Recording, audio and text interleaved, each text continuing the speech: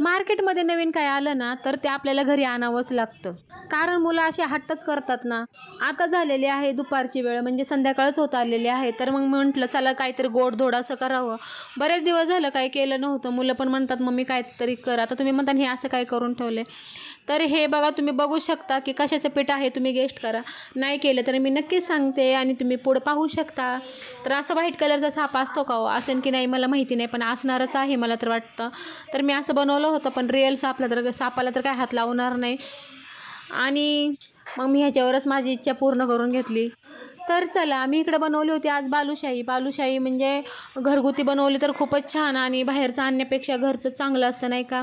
बाहेरच्यामध्ये कसं डालडा वगैरे काही टाकतात, आणि म्हणजे कसंही हात असतो, काही पाणी वापरतात, कसलंही मटेरियल वापरतात. त्याच्यामुळे मी घरीच बनवली होती बालुशाही.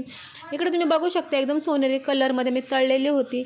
आणि आजचा तर व्हिडिओ काढण्यातच काही थोडासा जरा इंटरेस्टच नव्हता, पण बनवला कसा तरी. तर चला, ह्याच एक दुसरीकडे आपल्याला बनवलेली आहे साखर टाकून चासणी. म्हणजे तुम्ही काय म्हणताय ते मला नक्की सांगा, आणि पुढच्या व्हिडिओमध्ये भेटू.